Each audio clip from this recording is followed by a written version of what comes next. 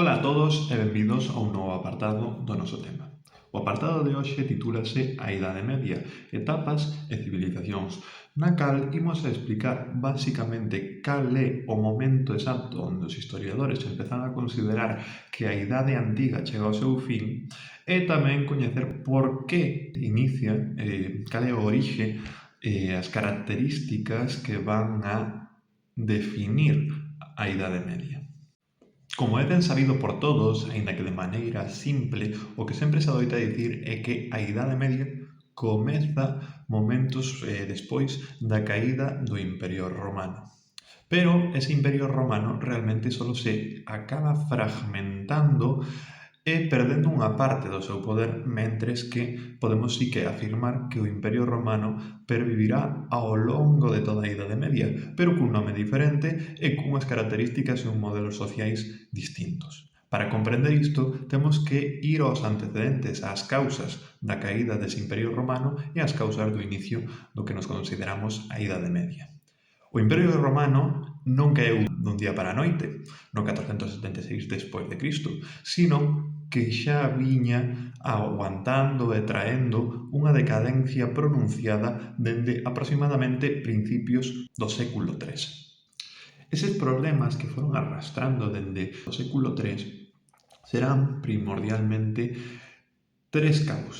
cousas. Unha crisis política, donde Roma, en general o seu imperio, estará sucumbida a moitos golpes de estado de militares, unha crisis social, donde cada vez os seus habitantes había unha maior distancia entre os ricos e os pobres e ao mesmo tempo os campesiños comezaban a perder a súa liberdade e tamén unha crisis económica, onde comezará a haber unha devaluación, unha pérdida de valor da moeda e unha inflación nos prezos. A isto todo hai que sumarlle tamén que a causa destas crisis, a consecuencia vai ser un debilitamento do Imperio Romano e da súa defensa e principalmente da protección das súas fronteiras. Unhas fronteiras que dende o século III empezarán a ser permeables, porosas, e iso vai a provocar que os bárbaros progresivamente se fosen infiltrando dentro do Imperio Romano. Estes bárbaros eran de etnias moi diferentes, como podían ser os xermanos, os alanos, os hunos, os suevos, os eslavos ou incluso os celtas, entre outros moitos.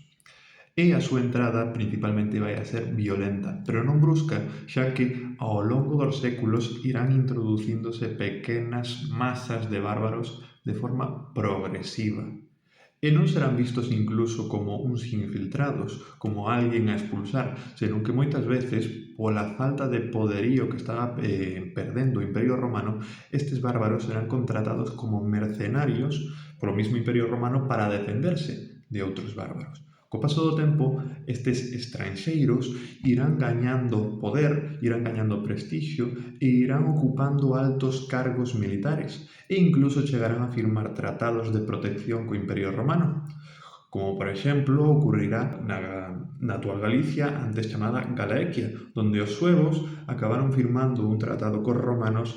e estes últimos lles permitían quedarse co territorio a cambio de que garantisen a seguridade del. Os suevos tendrían que jurarlle lealtad ao Imperio Romano, pero o territorio era deles e podían administrar de maneira autónoma.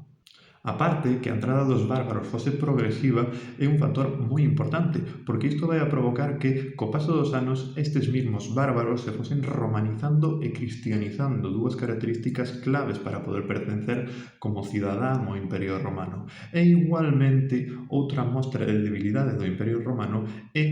que xa dende moi temprano, por exemplo, no 410 despois de Cristo, Roma vai a ser saqueada por un grupo de bárbaros, principalmente visigodos, liderados por Alarico. E de igual maneira, no 455, Roma, a pobriña, volverá a ser saqueada e invadida, neste caso xa non por visigodos, sino polos vándalos, liderados por Genserico. Entonces, o que estamos vendo aquí é que a extrema debilidade que está tendo Roma xa ven explicándose dende moi atrás, do século III, e que chegará ao seu punto final coa súa caída definitiva no 476 despois de Cristo. Pero para entender esa caída tamén é necesario ver que unha das formas que tivo o Imperio Romano para comezar a defenderse destas infiltracións bárbaras e poñer orden ao seu territorio vai ser comezar a dividir o seu territorio. A división máis notoria e máis sonada é a que fará o emperador Teodosio no 395 despois de Cristo. Pero esta é a das últimas das divisións que imos a ter, xa que no pasado chegaronse incluso a producir moitas máis divisións. Non imos centrarnos agora nelas, a que realmente nos interesa é a división de Teodosio, que acabará fragmentando, dividindo o imperio en Imperio Romano de Occidente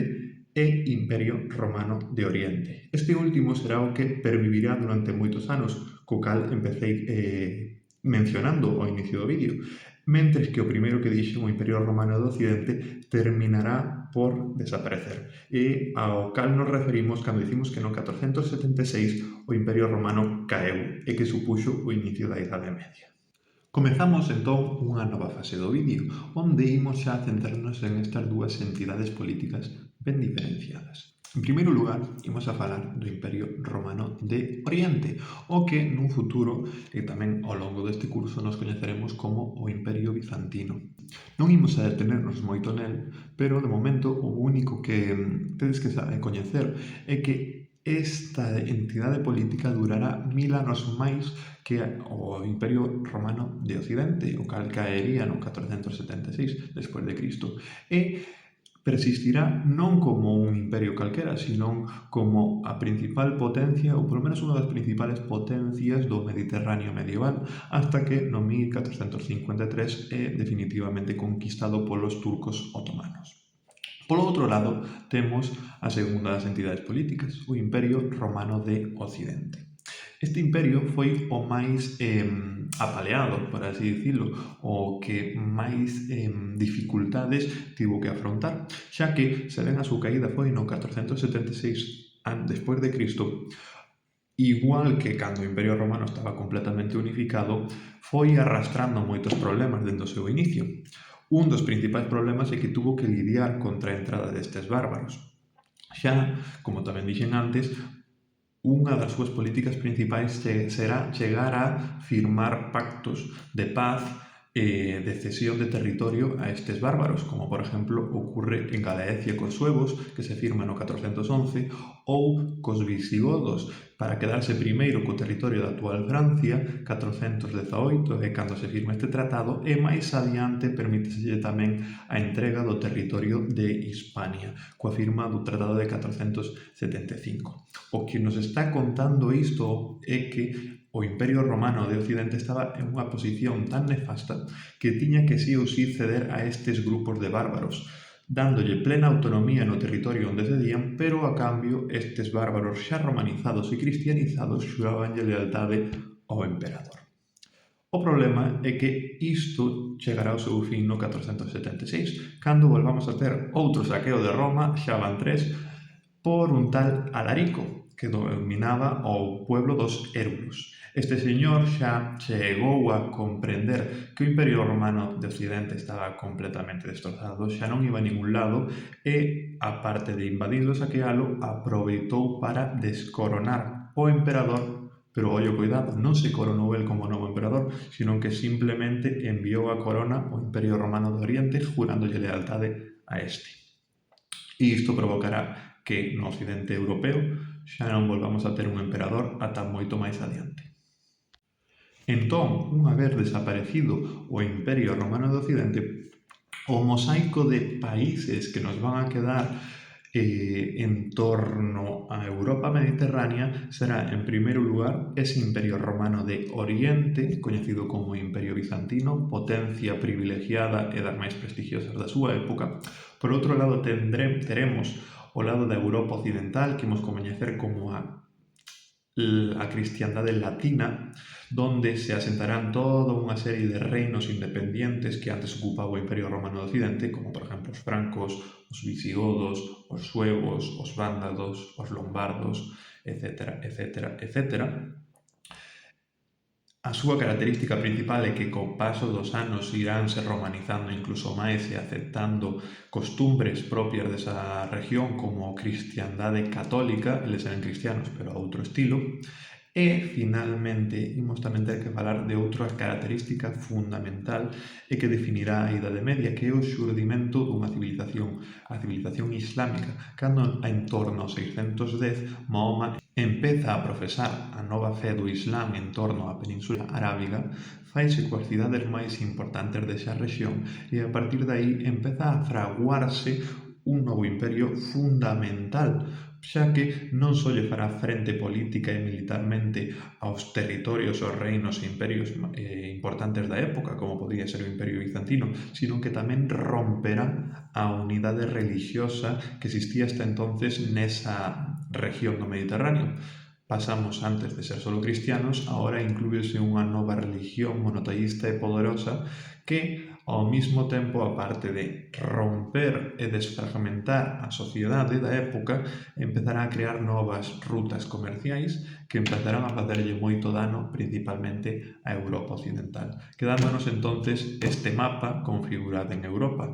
donde as dúas potencias dominantes será, por un lado, o Imperio Bizantino, por outro lado, a civilización islámica, e definitivamente como un espazo deprimido e de pouco poder teremos onde estamos nós actualmente, a Europa occidental, a cristiandade latina, que na Idade Media pois non cortaba nin pinchaba nada. Entonces, ata aquí o vídeo de hoxe e vémonos no próximo. Chao, chao!